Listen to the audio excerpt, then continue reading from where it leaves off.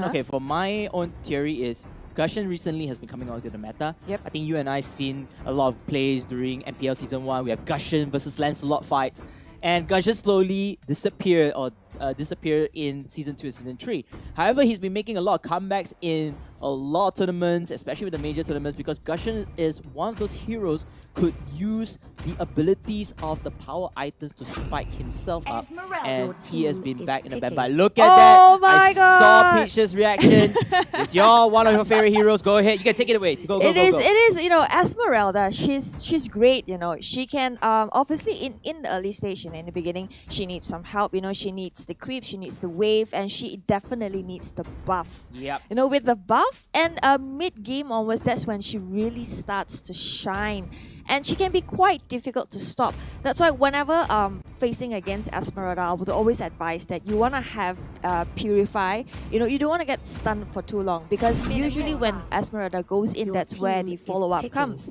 And instantly you just be deleted off the map, and you don't want that to happen. Yeah, and so Team Tycoon, they will respond with their first and second picks, which is none other than Minotaur and Terizla. Great CC heroes, great heroes as well if you want to play the off lane and to support your carries. Of course, we do see Terizla having with the Shadow Mask, if I'm not mistaken, you know, combining both ability of the Shadow Mask and his penalty zone ultimate, just catching teams off guard with the fights into the favor. But it looks like Xbox will be selected alongside with Archive. So interesting selection coming in from Team DD. Looking forward to select their first primary marksman, but they said, you know what, it's okay, let's just take our tank first in hand. Yep, Akai used to be the favorite. You know, it's good that maybe we can expect something different, you know, with Esmeralda and Akai is quite a good combination, but it looks like Cyclops was a troll.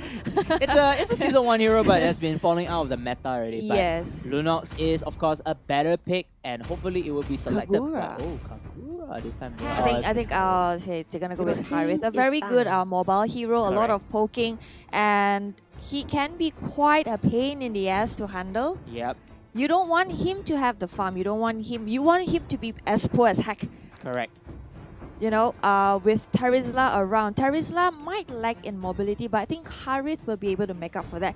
He does overall, you know, his ult it's impactful. It's great if it hits the right people. Yeah, and for Harith, he has been suffering a lot of nerves seriously. I mean, his Zaman Force ultimate, just having the stun remove away, turns into a disable, and a lot of his skills just get nerfed so badly. But you know what? He's still a very popular pick in the professional scene, and it's great to see that the US teams are still picking him out from here. Now you see the 3 bans coming in already. The third ban from the side of Digital Devils, they will ban out Hellcat, and of course for Team Tycoon, they will ban out Kaya. No questions asked, I think these 2 heroes are very strong, and perhaps this could be the key heroes of the respective players of both teams. But Hayabusa will be the 4th member, or the 4th hero to be selected as the primary assassin for Team Tycoon. Hellcat, a hero that I haven't seen in a while. So have we actually come to the conclusion? Is it Kaya or is it Kaja? Okay, so here's the thing. To Paramis! my American friends, Kaya, if you want to say it in Spanish, Kaja, if you want to follow the Malaysian way. I'm sticking to Spanish because it's a little bit sexy. But you know what? Faramis is still not being chosen yet. Granger is in. Granger is a great pick. Yeah. It looks. Oh my God, Estes! I haven't seen him in centuries. Yeah, I think Estes is actually going to be a very surprising pick from my side, to me, to you as well. Definitely a good support hero, but we have to see how Estes would work within all these heroes. I feel like the better support heroes right there in the meta right now would be perhaps Rafaela. We have a little bit of Nana sometimes if the players want to play a little bit of situation pick, but since Kaya is not open, definitely want to try something different. Angela as well could be another option that they could go with. But you know what? We'll see how this team will work. Look at it. All of them are just ready. And the final pick will, from the side of Team Tycoon, will be their Kimi as their primary marksman. So if you notice Kimi is there, you already know Jungle Invasion from the side of Team Tycoon is definitely for the show. Yep, you can expect them hunting you everywhere. You know, like a deepest, darkest nightmare. But okay, here we go. Granger, Esmeralda, Xbox, Estes, and Akai coming from Digital Devil's Next Generation, and we have Kimi, Hayabusa, Minato, Harith, and Terizla from Tycoon. This is really interesting. You know, I'm really liking their lineup.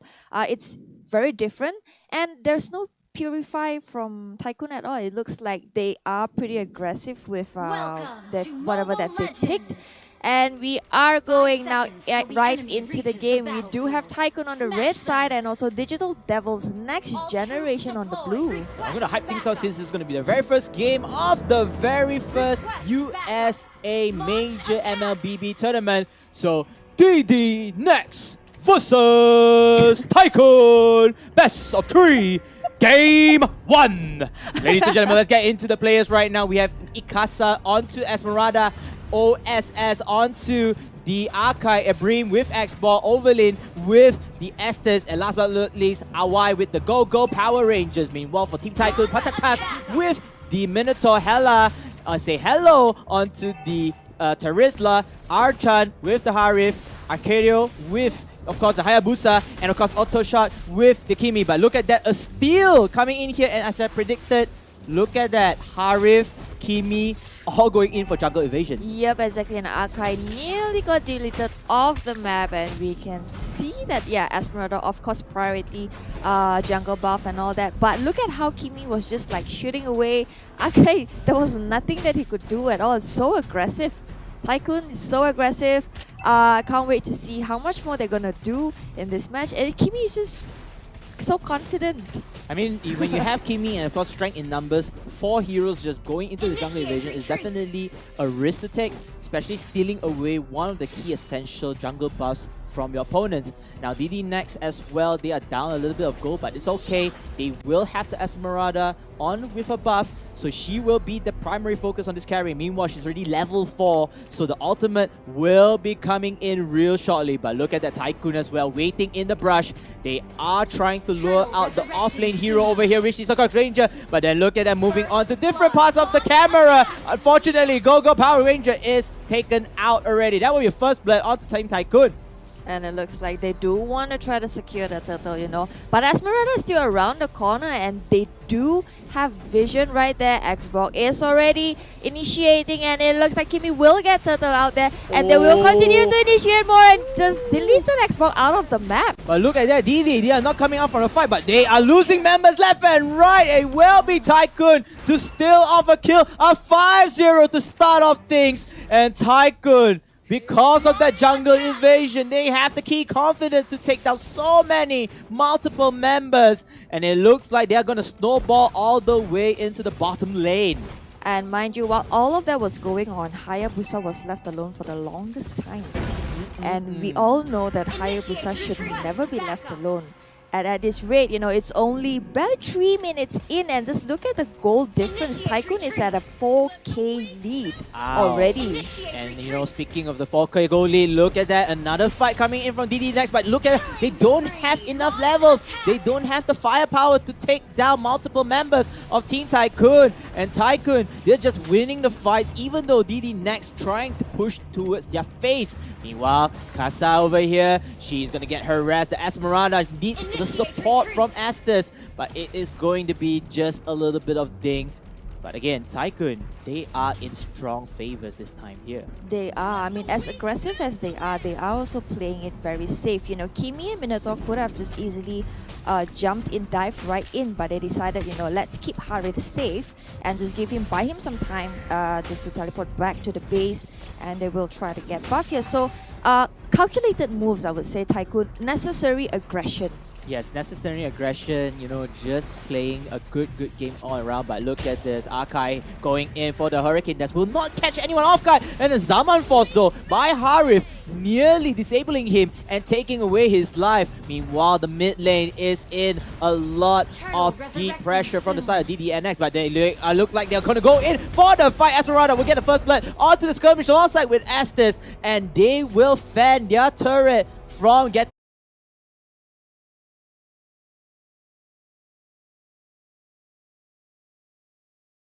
destroyed and going in for the turtle. Oh, and it looks like Kimi is waiting by the corner. Hayabusa once again all alone. I don't know what's gonna happen if they continue to do this. Esmeralda, of course, does get the turtle buff. A lot of rotation coming from Tycoon, but it looks like Ddnex is... They do know what they're doing, but they were probably pretty hesitant in the beginning.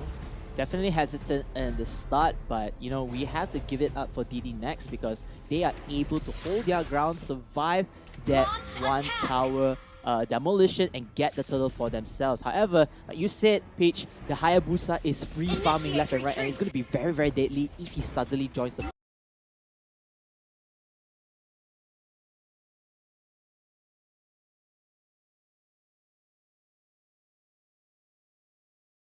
fight with his power spike items. Yep, but he's not doing that great either because he's actually same level as Esmeralda at this point, you know. Being left alone for that long, you kind of want to be like at least 2 levels above everyone else, where he's just constantly pushing with the waves. You know, it's kept at a very healthy level, but it looks like another initiation coming right here from Akai. Oh, look at that. The penalty zone from Terisla though before Minotaur pops out the Mioni Fury, and now Kimi will get a kill. Expo trying to run away for his dear life, but no, Harif will kill him off instead. Esmeralda will fall back with Estes. Estes had to be a very, very careful Moon Elf here because he doesn't want to get shut down. Meanwhile, look at that. Esmeralda double kill going in for the fight. Does have Power Granger as well. And Hayabusa at the wrong angle behind enemy lines. He will get slain down by this Granger. Go, go, Power Granger. That is the call. However, enemy turrets has been destroyed. So that is a consolation key from the side of Team Tycoon despite losing multiple members.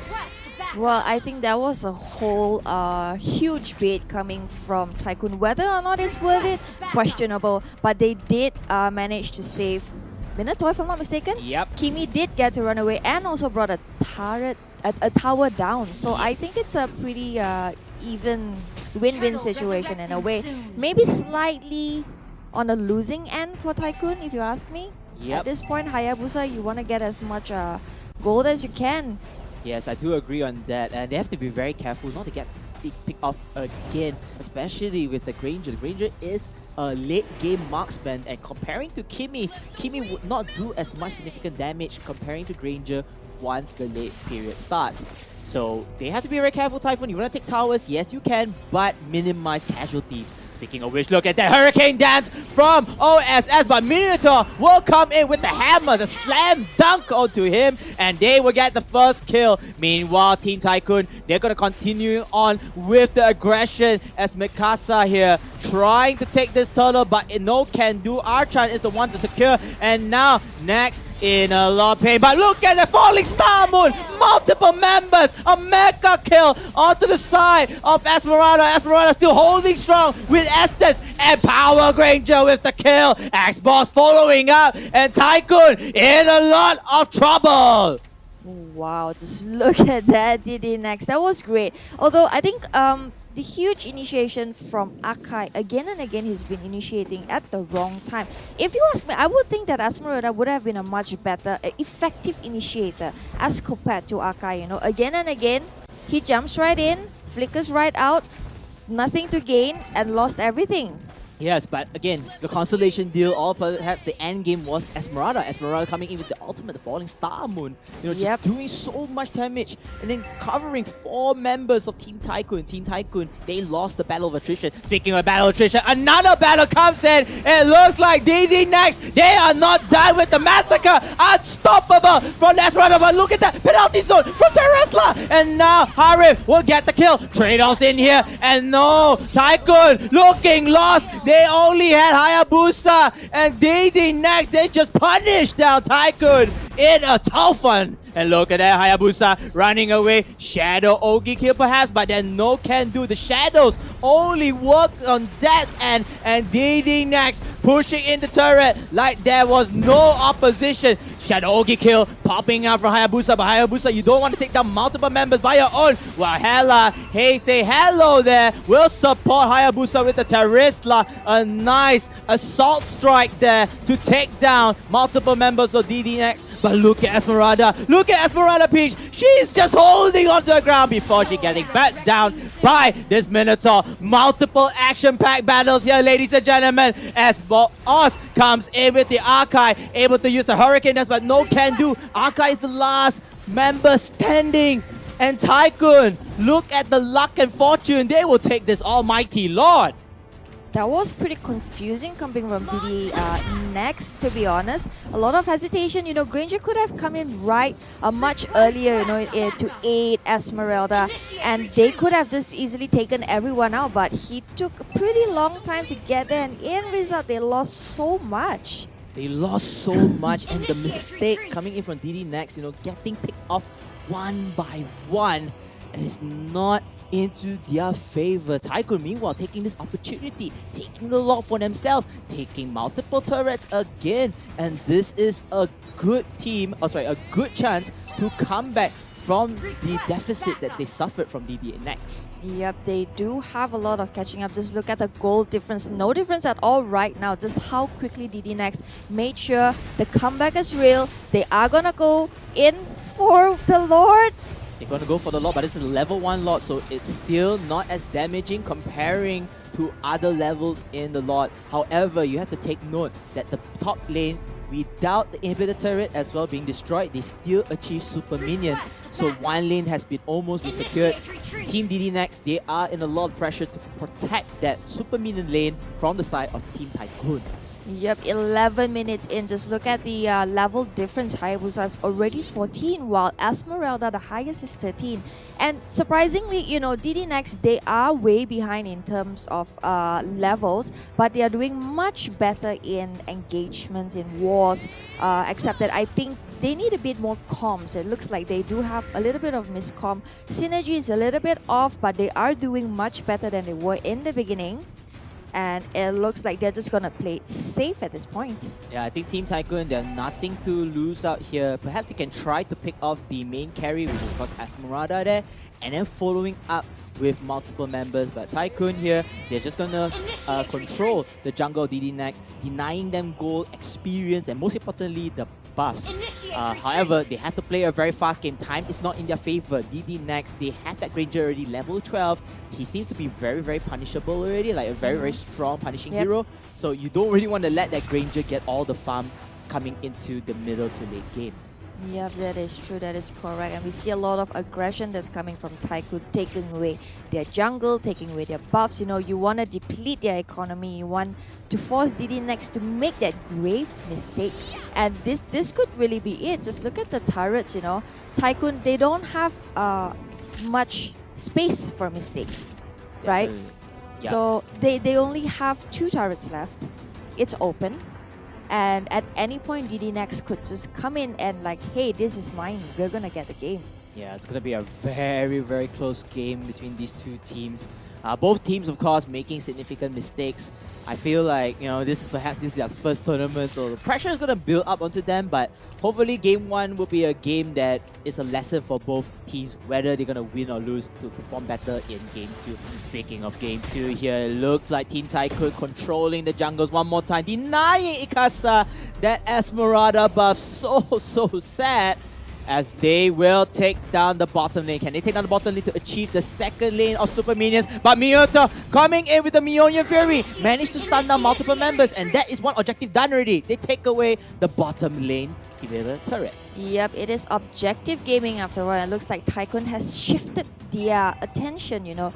There was a lot of engagement in the early game, and when they started losing the war, you can see a bit of shift of focus. You know, they're going back straight to objective. They're getting the turret. They're backing off. If they lose one, it's okay. You know, we go back, we retreat, we get the turret, and we go back, and we just restart all over again. Definitely, I think I like the style of play from Tycoon. Play it safe, slowly, cautious. But again, like I said, time is not in their favor. They have to get this lot. They have to end this game after taking the lot, because Ddnex, they're slowly but surely crawling all the way to the top. Already will achieve level parity.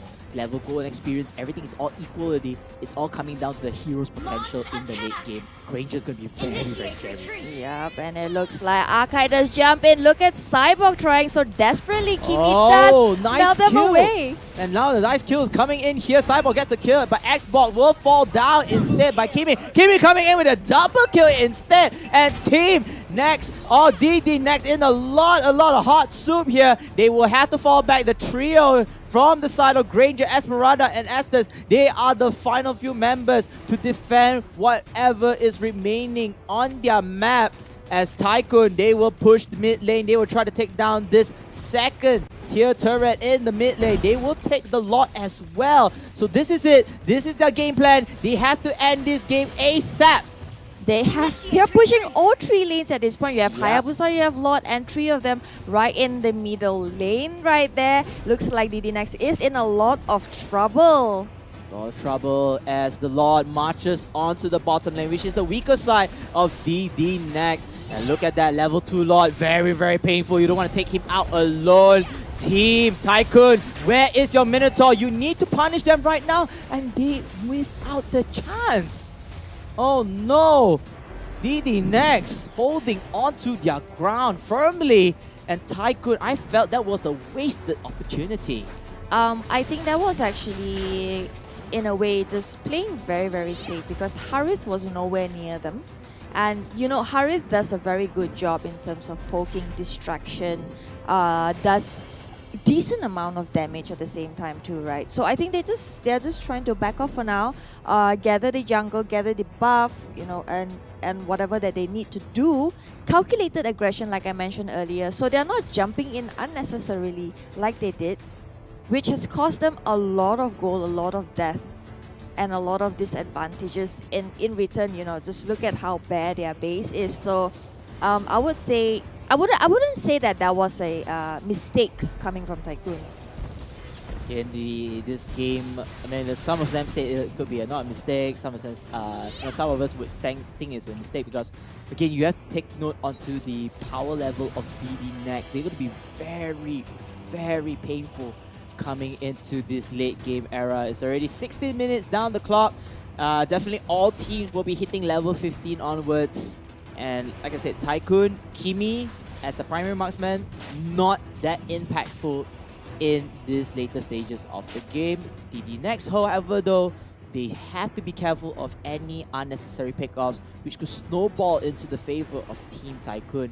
Meanwhile, Tycoon still playing it slowly but surely. Hayabusa, though, one-on-one from the off-cam of this X board. But then Ddnex, they are waiting for the right time to pounce and go in for the counter attack. Both teams are just playing the tuck and wall fight here as they will wait for the next coalition start.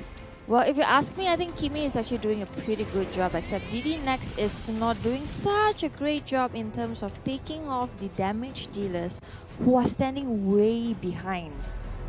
Way behind here. I mean, you know, they could actually take out Hayabusa if they want to, but Hayabusa would be too much of a hassle to go after, you know, and in return, if they were just so busy chasing after him, and whoever that's left behind might get deleted off the map, so you don't want that.